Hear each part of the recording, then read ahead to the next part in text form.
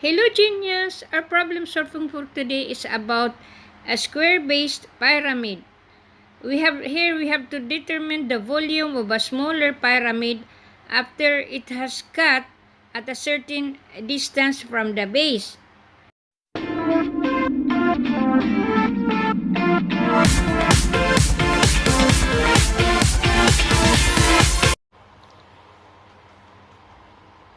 The past math board exam question. A pyramid has a height of 30 inches and a square base of 20 by 20 inches. It is cut parallel to the base at a distance of 12 inches from the base.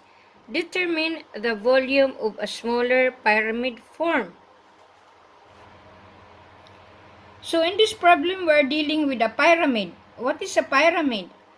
A pyramid is a monumental structure with a square or triangular base with sloping sides that meet in one point, like this one. We'll sketch the pyramid. For example, here we are dealing with because it is 20 by 20, that means it is a square base. That means if this is a square base, like for example, it looks like this. If this is a square base, of course this one, the base of this must be the same of this. Now this is the center, and if we have to draw, here it is.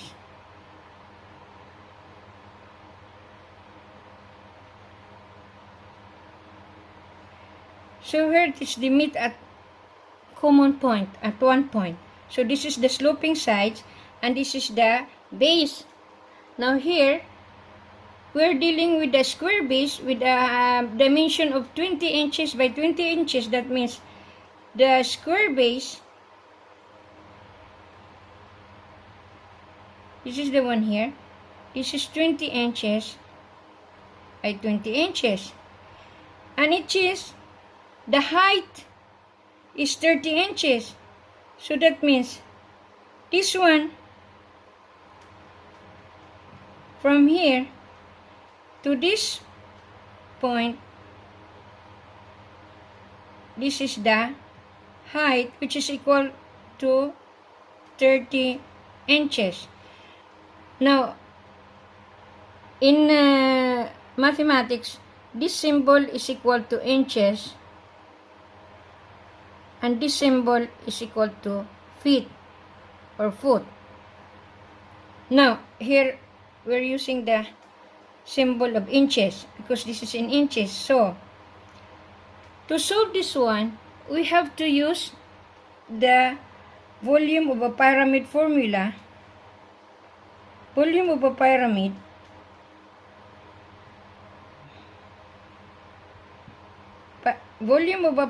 is equal to 1/3 the dimension of the base, which is equal to the base times the base. So we will see it base squared times the height of the pyramid, where b is the base and h is the height.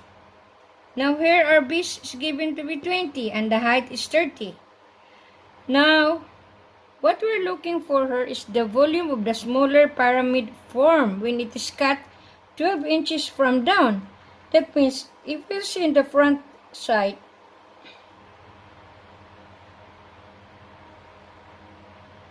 this total of 30 inches. Now, it is cut at a distance of 12 from the base. So, this is the base. So 12, it must be like this here. So this is 12. Means the remaining height is equal to 30 minus 12, which is equal to 18. So from here, this is the one that cut here. So we have now the smaller pyramid and we have the bigger pyramid. Now this is, we're looking at in one side, in front view. Now, to determine the volume of the smaller pyramid, as I've said, we have to use the volume of the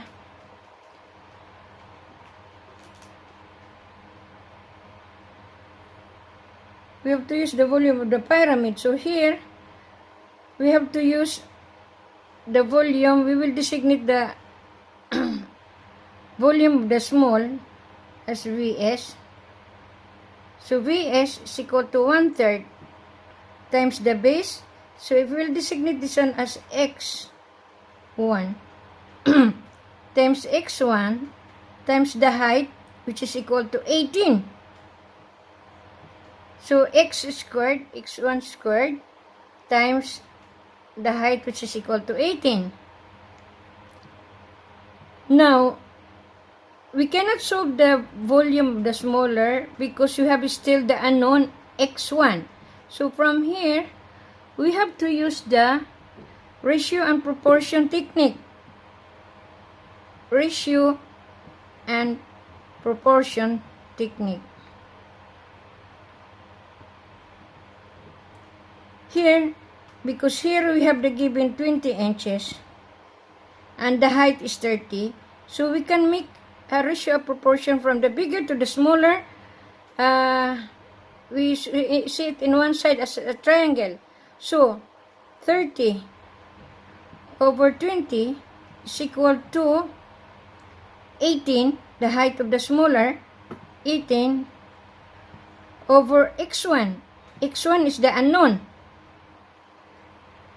Therefore, 30x1 is equal to 18 times 20. So, x1 therefore is equal to 18 times 20 divided by 30, which is equal to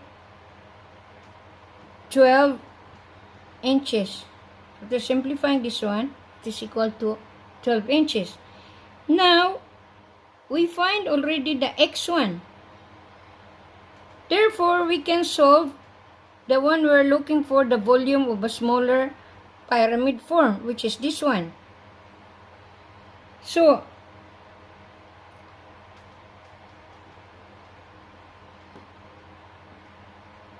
volume of a smaller pyramid therefore is equal to 1/3 x1 squared times 18. Substituting the value of x1, 1/3 times 12 squared times 18. Therefore, the volume of the smaller pyramid, simplifying this one, is equal to, therefore the volume of the smaller pyramid after simplifying this one is equal to 864 inch cube. This is the one we're looking for, the volume of the smaller pyramid form.